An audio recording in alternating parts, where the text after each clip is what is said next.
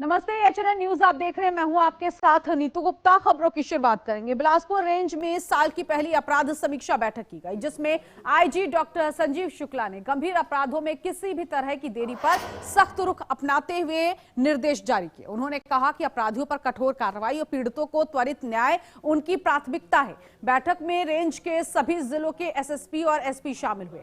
हत्या, लूट, चोरी और महिला बाल अपराधों की समीक्षा की गई। आईजी ने बताया कि वर्ष 2025 में इन अपराधों में कमी आई है। 2026 के लिए समयबद्ध लक्ष्य तय कर मासिक समीक्षा के निर्देश दिए गए।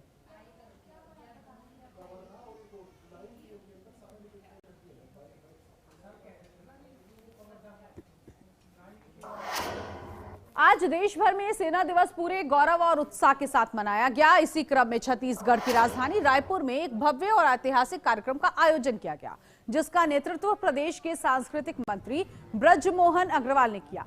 कार्यक्रम को खास बनाता है वंदे मातरम गीत की 150वीं वर्षगांठ, जिसे सामूहिक रूप से मनाया गया। इस अवसर पर करीब 5 लाख विद्यार्थियों ने एक साथ वंदे मातरम का गायन किया। देशभक्ति और भारतीय संस्कृति से जुड़ी सांस्कृतिक प्रस्तुतियों ने माहौल को भाव विभोर कर दिया। ये आयोजन सेना के शौर्य को नमन और युवाओं में राष्ट्र प्रेम जगाने का सशक्त संदेश बना। 2 दिवसीय राजा मोर ध्वज आरंग महोत्सव हमारे आरंग में आयोजन हो रहा है 15 और 16 जनवरी। तो आज 15 तारीख आज इसकी शुभारंभ माननीय मंत्री टंगराम वर्मा जी के नेतृत्व में होगा। मैं आप सभी को इस मोर ध्वज महोत्सव की आमंत्रण देता हूँ। इस मोर ध्वज में जो आरंग धर्म की नगरी कही जाती है, आप सबको मालूम है 11वीं शताब्दी की भांड देवल जैन मंदिर वहाँ पर उपस्थित है। त्रेता युग में श्री कृष्ण भगवान वहाँ पर आए थे। राम वनगन पद के रूप में प्रभु श्री राम वहाँ पर उनका आगमन, उनका चरण वहाँ पर पड़ा था। वैसे धर्म की नगरी में राजा मोर ध्वज महोत्सव हो रहा है। वंदे मातरम जब ये घोषणा करता है कोई व्यक्ति इंडिविजुअली, तो उसको एक अलग टाइप की भावना उसके मन में आती है कि हमारी माता, हमारी देश, जो हमारा देश है और हमारी जो भारत माता है, उसकी वंदना है। और मैं बहुत भाग्यशाली हूँ कि मैं ऐसे विद्यालय में पढ़ा जहाँ पर हमारे स्कूल में प्रतिदिन वंदे मातरम होता था, और शायद वही एक प्रेरणा थी जिसकी वजह से मैं भारतीय सेना में आया। और मैं आपको बता दूं कि हर सैनिक हमेशा अपने देश को अपनी माता मानता है, अपने देश को प्रथम रखकर वो अपनी कार्रवाई करता है। इसीलिए शायद हमारा देश 75 साल होने के बाद भी अभी सुरक्षित है। वंदे मातरम की 150वीं वर्षगांठ पर सामूहिक गान रखा गया। इनके लिए मैं बहुत बहुत बधाई देता हूं। और ये वंदे मातरम केवल शब्द नहीं है, बल्कि समर्पण है, त्याग है, और ये हमारे आजादी दिलाने में इस वंदे मातरम का बड़ा योगदान रहा। ये हमारे लिए गौरव की बात है। मैं सबको, प्रदेशवासियों को भी बहुत बहुत बधाई देता हूं। आज पूरे रायपुर सभा क्षेत्र में 3000 से ज्यादा स्कूल, कॉलेज, प्राइवेट इंस्टीट्यूट में सभी बच्चों ने वंदे मातरम का पूरा गीत गाया है। वंदे मातरम का गीत है, ये देशभक्ति का गीत है, ये मातृ वंदना गीत है, ये शहीदों के फांसी के फंदे पर लूटते समय गाया जाने वाला गीत है। ये गीत देश में आम जनों के बीच में देशभक्ति जागृत करने का गीत है। वंदे मातरम गीत की 150वीं वर्षगांठ के अवसर पर आज यहाँ पर इस स्टेडियम में भी 10,000 से ज्यादा विद्यार्थियों ने, स्काउट गाइड के जवानों ने, स्काउट साथ में एनसीसी के जवानों ने, सब ने मिलकर, सेना के लोगों ने सब ने मिलकर इस गीत को गाया है। और छत्तीसगढ़ के इतिहास में इस साल का गणतंत्र दिवस एक नया अध्याय जोड़ने जा रहा है। पहली बार राज्य के मुख्यमंत्री गणतंत्र दिवस मुख्य समारोह में बिलासपुर के ऐतिहासिक पुलिस मैदान में ध्वजारोहण करेंगे। मुख्यमंत्री विष्णुदेव साय 26 जनवरी को पुलिस मैदान में तिरंगा फहराकर प्रदेशवासियों को संबोधित करेंगे। मुख्यमंत्री के आगमन और इस ऐतिहासिक आयोजन को लेकर जिला प्रशासन और पुलिस विभाग पूरी तरह से मुस्तैद है। पुलिस मैदान में परेड की रिहर्सल, मंच निर्माण और साज सज्जा का कार्य युद्ध स्तर पर जारी है। बता दें, अब तक गणतंत्र दिवस का मुख्य राज्य स्तरीय ध्वजारोहण कार्यक्रम जगदलपुर में आयोजित होता रहा है, लेकिन इस बार ये विशेष सम्मान बिलासपुर को मिला है।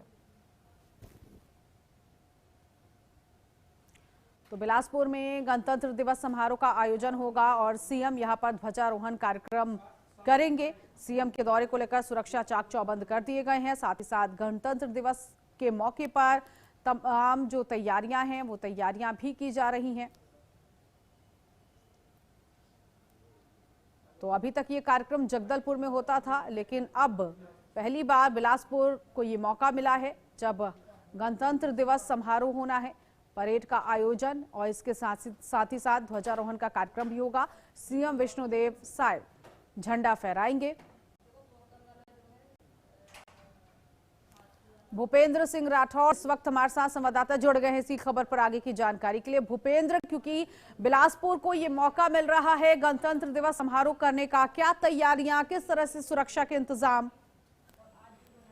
जी, आपको बता दें कि यहाँ पे मुख्यमंत्री जी के आगमन को लेकर यहाँ सुरक्षा व्यवस्था के कड़े इंतजाम किए गए हैं और यहाँ पूरा जो होता है, क्या बोलते हैं, बच्चे लोग का कार्यक्रम, सांस्कृतिक कार्यक्रम, क्योंकि पहली बार इतिहास में हो रहा है कि बिलासपुर में सीएम साहब ध्वजारोहण करेंगे, इसलिए यहाँ पूरी तैयारी पहले से शुरू कर दी गई है और इसके लिए सभी को अलर्ट कर दिया गया है। जगह जगह चेकिंग पॉइंट लगाए गए हैं, पुलिस की गश्त चल रही है, रात्रिकालीन गश्त चल रही है।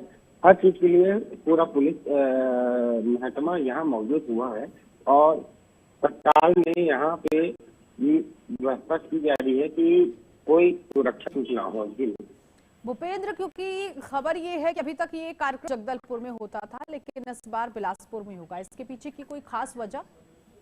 इसके पीछे ये है कि जो राजनीति बिलासपुर की चल रही थी, यहाँ पे कई जगह पे ध्वजारोहण में अनेकों विवाद हुए हैं और ध्वजारोहण कार्यक्रम में मंत्री, विधायक, मुख्यमंत्री के अलावा अन्य जगहों पर सीट को लेकर यहाँ विवाद हुए हैं और कई विवाद के कारण मुख्यमंत्री यहाँ स्वयं ध्वजारोहण करने आ रहे हैं। इस नाम से ये सुर्खियों बना हुआ है क्योंकि बिलासपुर में इतिहास में पहली बार ध्वजारोहण होने जा रहा है। और ऐसे में ये बिलासपुर की किस जगह पर कार्यक्रम होगा, लोगों के लिए क्या इंतजाम यहाँ पर किया गया?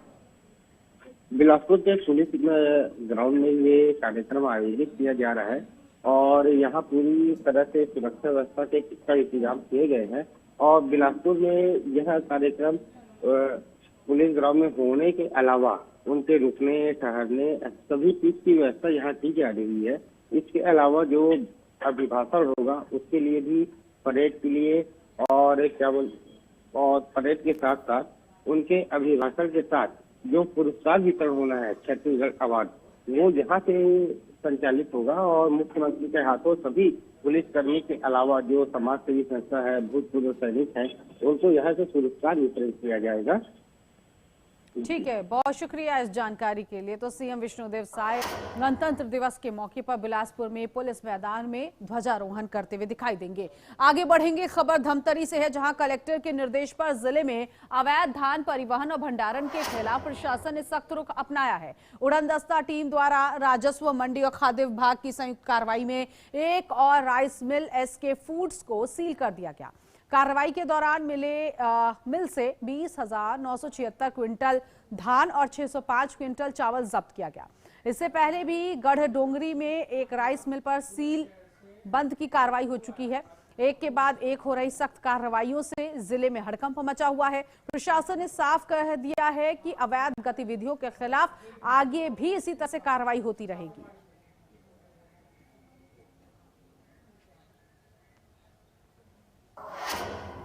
बेमेतरा जिले में 15 नवंबर से धान खरीदी शुरू होने के बावजूद परिवहन व्यवस्था सुस्त पड़ती नजर आ रही है, जिससे किसान परेशान हैं। धान उठाव की धीमी गति के कारण खरीदी केंद्रों पर जगह की भारी कमी हो गई है। जिला मुख्यालय के पास कंतेली केंद्र की हालत सबसे ज्यादा खराब है। यहां 25,000 कट्टों की बफर लिमिट के 1 लाख से ज्यादा कट्टे खुले में पड़े हुए हैं। हालात ऐसे हैं कि किसानों को घंटों लाइन लगकर इंतजार करना पड़ रहा है। समिति प्रबंधन बार बार अधिकारी अवगत करा चुका है, लेकिन उसके बावजूद भी व्यवस्था में सुधार नहीं हुआ। किसान प्रशासन से जल्द समाधान की मांग कर रहा है। ये सोसाइटी है, हकीकत कुछ और है, जमीनी हकीकत कुछ और है और उनके दावे कुछ और है। दावे और हकीकत में जमीन आसमान का अंतर यहाँ पे देखने को मिल रहा है। एक तरफ जिला प्रशासन ये दावा कर रही है कि धान का परिवहन सही समय में हो रहा है, कहीं कोई दिक्कत नहीं है। दूसरी तरफ इस कंतेली सोसाइटी जो मात्र जिला कार्यालय से 4 किलोमीटर की दूरी पर है, यहाँ पे इस सोसाइटी की लिमिट है 10,000 क्विंटल बफर लिमिट है और यहाँ पे धान जो इस समय है इस समय जो लगभग 50,000 कुंटल धान इस समय यहाँ पे सोसाइटी में है, जिसका परिवहन हो नहीं पाया है। कुल मिला के बफर लिमिट से 5 गुना अधिक धान यहाँ स्टॉक पड़ा हुआ है, धान यहाँ भंडारण है, जिसका उठाव सही समय पे हो नहीं पा रहा है। छत्तीसगढ़ के एमसीबी जिले के चिरमरी शहर के कोरिया कॉलरी क्षेत्र में अब स्थानीय लोगों को बड़ी स्वास्थ्य सुविधा मिलेगी। सालों से डॉक्टर और अस्पताल की कमी से जूझ रहे नगरवासियों का इंतजार अब खत्म हो रहा है। स्वास्थ्य मंत्री श्याम बिहारी जायसवाल के प्रयासों से एसईसीएल के पुराने बंद अस्पताल भवन में प्राथमिक स्वास्थ्य केंद्र खोलने की मंजूरी मिल चुकी है। इससे पहले इलाज के लिए 10 से 25 किलोमीटर दूर जाना होता था। जिला खनिज न्यास से 15 लाख रुपए की स्वीकृति भी मिल चुकी है। स्वास्थ्य केंद्र के संचालन के लिए आवश्यक पदों की स्वीकृति भी मिल चुकी है और जल्द ही ये केंद्र शुरू होगा। तो चिरमिरी में नया प्राथमिक स्वास्थ्य केंद्र खुलने जा रहा है, जिससे कि लोगों को यहाँ पर बेहतर स्वास्थ्य सुविधाएं मिलेंगी, आसानी भी होगी लोगों को यहाँ पर पहुँचने के लिए, क्योंकि जो लोग इस प्राथमिक केंद्र का इंतजार कर रहे थे उनका इंतजार भी खत्म हो गया। पुराने भवन में स्वास्थ्य सुविधा की मंजूरी सरकार प्रशासन की तरफ से जा चुकी है। 15 लाख रुपए की स्वीकृति मिली है, जिसके आधार पर अब यहाँ पर ये नया जो प्राथमिक केंद्र है उसे बनाया जा रहा है। कोरिया कॉलोनी में बहुत लंबे समय से ये मांग की जा रही थी, क्योंकि एसईसीएल की हेल्थ के जो सेंटर है वो बंद हो चुका था और यहाँ से बड़ा बाजार या बैकुंठपुर जाने में काफ़ी दिक्कत होता था। इसलिए पूर्ण रूप से प्राथमिक स्वास्थ्य केंद्र कोरिया अब सरकार की ओर से माननीय मुख्यमंत्री जी ने स्वीकृत कर दिया है। उसके लिए पद सृजित किए जा चुके हैं और अभी जब तक भवन नया नहीं बनता है, एसईसीएल के जो पुराना हॉस्पिटल था उसको हम लोगों ने हायर कर लिया है और उसके लिए 15 लाख रुपए रिपेयरिंग के लिए हमारे जिला खनिज न्यास से हम स्वीकृति हेतु भी कलेक्टर एमसीबी को पत्र लिख दिए हैं और जल्द ही उसका रिपेयरिंग होके 2-3 महीने के अंदर फुल फ्लैश प्राथमिक स्वास्थ्य केंद्र चालू हो जाएगा। और इसी खबर पर आगे की जानकारी के लिए उग्रसेन हमारे साथ संवाददाता जुड़ गए हैं। उग्रसेन, जो ये नया प्राथमिक केंद्र बनाया जा रहा है, कब तक ये केंद्र लोगों के लिए शुरू हो जाएगा?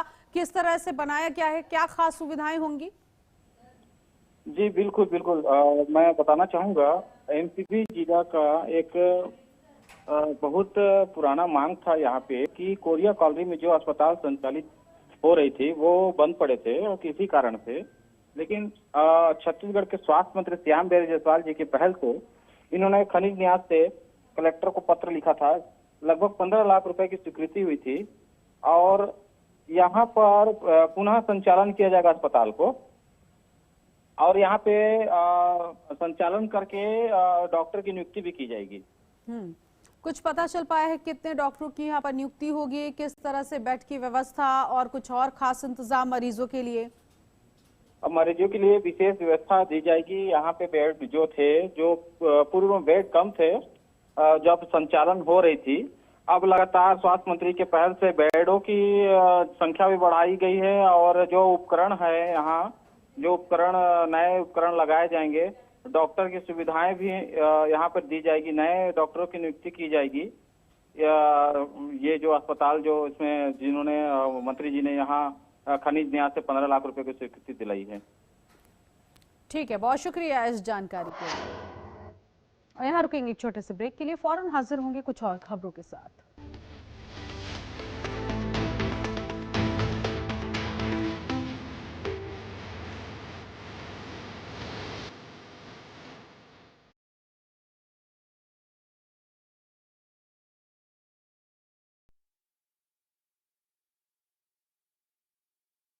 गोल्डी हिंग का तड़का लगे तो सभी दबा के खाते हैं। गोल्डी हिंग कण कण में जान।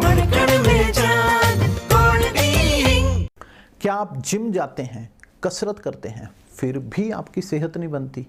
काजू बादाम किशमिश मेवे प्रोटीन के डिब्बे खाते हैं फिर भी कुछ असर नहीं होता? तो इसका मतलब है आपका पाचन तंत्र खराब है। और जब तक के पाचन तंत्र दुरुस्त नहीं होगा, आप जितना मर्जी अच्छे से अच्छा खा लो, आपकी सेहत नहीं बन सकती। इसलिए हमारी संस्था सन्यासी आयुर्वेदा ने एक ऐसी दवा का निर्माण किया है जो कि आपके लिवर, आपके पाचन तंत्र को दुरुस्त करने का काम करती है, ताकि आप जो भी खाएं उसका पूरे का पूरा निचोड़ आपके शरीर को लगे, आपकी भूख बढ़े, खाया पिया सही से लगे, नया खून बने, हड्डियों में जान आए, वजन बढ़े और आप मोटे तगड़े खूबसूरत पर्सनैलिटी के मालिक बन जाएं। सिर्फ 655 रुपए की पूरे 1 महीने की दवा होती है और आप इसे घर बैठे 01145454545 पर फोन करके दवा मंगवा सकते हैं। ये मेरी लाइफ का सबसे बेस्ट पल है। आईवीएफ से मुझे मिला खुद का बच्चा पाने का बेस्ट मौका। इंदिरा आईवीएफ की खास टेक्निक देती है आने वाले बच्चे को एक नेचुरल गर्भ जैसा वातावरण और बढ़ाती है खुशखबरी का मौका। इंदिरा आईवीएफ, खुशखबरी का बेस्ट मौका। गोल्डी हिंग का तड़का लगे तो सभी दबा के खाते हैं। गोल्डी हिंग कण कण में जान।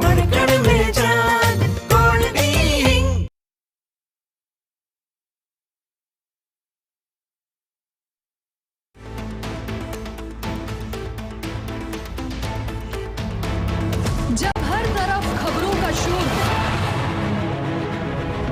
आगे बढ़ेंगे जहां बेमेतरा में पर्यावरण संरक्षण नियमों की अनदेखी का गंभीर मामला सामने आया है। महामाया मंदिर रोड पर बिना किसी वैध अनुमति के बेशकीमती सागौन के पेड़ों की कटाई कर दी गई। शिकायत मिलने के बाद वन विभाग हरकत में आया और रेंजर ने मौके पर पहुंचकर जांच शुरू कर दी। स्थानीय निवासी मनी वर्मा के अनुसार करीब 10 सागौन के पेड़ अवैध रूप से काटे गए हैं। उन्होंने साजा वन विभाग, एसडीएम और डीएफओ से लिखित शिकायत भी की और दोषियों पर कड़ी की मांग की। सागौन प्रतिबंधित श्रेणी का पेड़ है और बिना अनुमति कटाई कानूनन अपराध है। मामला ऐसा है कि अपनी निजी जमीन सागौन जो एक विशेष प्रजाति के वृक्ष के नाम से जाना जाता है, उसको अगर काटने से परमिशन लिया जाता है, ना तो एसडीएम से ना वन विभाग से, बिना परमिशन से 10-10 नग बड़ी बड़ी मोटी आकार की वृत्ति की रविवार छुट्टी के दिन काटा गया है, वो भी मशीन से ही काटा गया है। और उसके ऊपर मैं एफआईआर भी करवाऊंगा और माननीय उच्च न्यायालय और वन विभाग, एसडीएम मैडम, सारे विभाग को आवेदन दूंगा ताकि उस पर तत्काल कार्रवाई करे। ये अभी एक शिकायत मिली है कि यहाँ मंदिर के आसपास किसी निजी जमीन में सागौन का पेड़ को काट दिए हैं। इस पे ठूठ दिख रहा है कटा हुआ, देखने पे तो सागौन है। आगे क्या कार्रवाई जाता है? अब आगे वरिष्ठ अधिकारी से निर्देश के अनुसार आवश्यक कार्रवाई, जिस टाइप का निर्देश मिले, क्योंकि राजस्व भूमि में है ना, तो जो भी निर्देश होगा उस हिसाब से आगे कार्रवाई की जाएगी। छत्तीसगढ़ के बालोदा बाजार में 36वें सड़क सुरक्षा माह 2026 के अंतर्गत जिला मुख्यालय स्थित यातायात शाखा में लर्निंग लाइसेंस शिविर का आयोजन किया गया। शिविर में शहर और ग्रामीण क्षेत्रों के सैकड़ों लोग उत्साहपूर्वक शामिल हुए और अपना अपना लर्निंग लाइसेंस बनवाया। कार्यक्रम के दौरान प्रतिभागियों को यातायात नियमों का पालन, हेलमेट पहनना, वाहन चलाते समय मोबाइल का इस्तेमाल न करना और नशे में वाहन न चलाने जैसी शपथ दिलाई गई। कुल शिविर से 350 लोग लाभान्वित हुए। स्थानीय लोगों ने इस पहल की सराहना करते हुए आयोजकों का आभार प्रकट किया।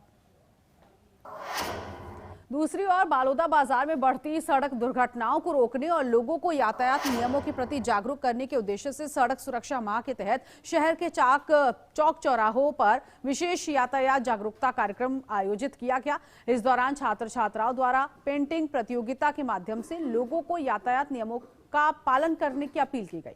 बता दें, कई संस्थानों के छात्रों ने सुरक्षित यात्रा, हेलमेट उपयोग, मोबाइल फोन का इस्तेमाल न करने का संदेश दिया।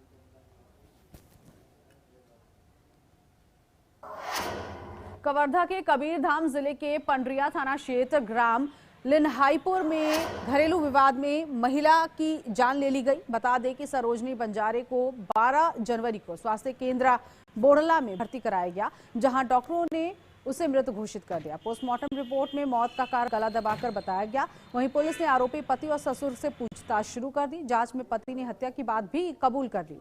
वहीं दूसरी तरफ पुलिस ने महिला अपराधों में सख्त कार्रवाई जारी रखने का आश्वासन दिया। थाना अरविनी पुलिस को मुखबिर से यह सूचना मिली कि एक लाल और काले रंग की बजाज मोटरसाइकिल पर एक लड़का और एक लड़की एक साथ नगरी से धमतरी की तरफ अवैध मादक पदार्थ गांजा लेकर जा रहे हैं, जिसकी सूचना पर अर्जुनी पुलिस तत्काल भोयना के पास जाकर उन दोनों को रोकने के बाद उनके कब्जे से 3 बैग में कुल 8 पैकेट वजन 12.538 किलोग्राम गांजा बरामद हुआ, जिसकी कीमत 1,25,380 रुपये और एक बजाज मोटरसाइकिल उनके कब्जे से जब्त की गई, जिसकी कीमत। धमतरी जिले में पुलिस ने गांजा तस्करी कर रहे एक युवक और युवती को गिरफ्तार किया है। उनके पास से लगभग 12 किलो गांजा बरामद हुआ है, जिसकी कीमत लगभग 1.25 लाख बताई गई है। पुलिस अब इस पूरे मामले की जांच कर रही है। थाना अर्जुनी पुलिस को मुखबिर सूचना मिली कि एक लाल और काले रंग की बजाज मोटरसाइकिल एक लड़का और एक लड़की एक साथ नगरी से धमतरी की तरफ अवैध मादक पदार्थ लेकर जा रहे हैं, जिसकी सूचना पर अर्जुनी पुलिस तत्काल भोयना के पास जाकर उन दोनों को रोकने के बाद उनके कब्जे से 3 बैग में कुल 8 पैकेट वजन 12.538 किलोग्राम। बिलासपुर में राइस मिलर्स पर प्रशासन की सख्ती देखने को मिली है। कस्टम मिलिंग में गड़बड़ी पाए जाने पर जिले की एक राइस मिल को सील कर दिया गया। कलेक्टर के निर्देश पर की गई कार्रवाई में ये जांच के बाद सामने आया कि मिलर ने 25,300 क्विंटल धान का उठाव किया था, जबकि भौतिक सत्यापन में 3,152 क्विंटल धान कम मिला है। धान की रिसाइकलिंग और अनियमितता की आशंका पर 22,148 क्विंटल धान जब्त किया गया, जिसकी कीमत करीब 6,86 लाख रुपए है। जब्ती की कार्रवाई की गई है और जिला प्रशासन के द्वारा अभी सतत बचे हुए दिनों पे रिसाइकल की गुंजाइश को रोकने के लिए लगातार कार्रवाई जारी रहेगी। आने वाले दिनों पे सतत कार्रवाई चलते रहेगी। सभी हमारे यहाँ के 181 राइस मिलर्स हैं, उनके मिलों की अभी लगातार जांच चल रही है और जहां भी कमी पाई जाएगी नियमानुसार कार्रवाई।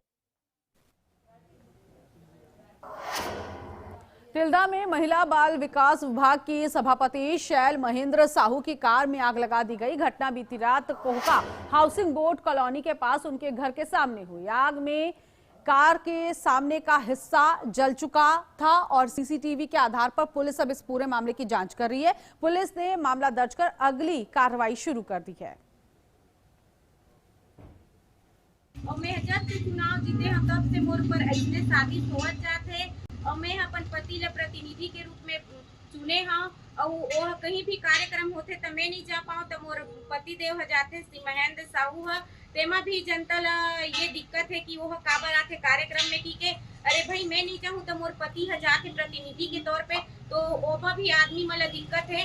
और मैं चुनाव जीते हम तब ले मोर ऊपर साजिश करते थे, तो मोला कहीं न कहीं न्याय चाहिए। आज बड़े साजिश करके मोर गाड़ी ला जलाए की कोशिश करेगे है। लगातार जिला पंचायत चुनाव मोरे श्रीमती शैल साहू चुनाव लड़ाते रहे हैं। वो समय भी बहुत मोर पर धमकी चमकी आती थी कि अपन श्रीमती ला चुनाव मत लड़ाओ करके, फिर भी लोग के जनाधार ऐसे को मैं चुनाव लड़े हूँ और बहुमत से मैं चुनाव जीते भी हवा और जनता के जनाधार के आशीर्वाद से मैं चुनाव जीते हूँ। लेकिन वो में भी मोर अगेंस्ट में बहुत सारा मीडिया के माध्यम से, पेपर के माध्यम से बहुत सारा उल्टा सीधा पेपर में भी न्यूज में चला रही से कि महेंद्र साहू ऐसा है वैसा है करके। लेकिन जनता साबित करके दिखा दी कि महेंद्र साहू समाज सेवी और समाज सेवी के रूप में रही, ऐसा करके दिखा दी। और रियल में आज मैं जनता के चुने हुए बहुमत से मैं चुनाव जीत के आया हुआ। और इसी के साथ इस बुलेटिन में अभी के लिए बस इतना ही। नमस्कार।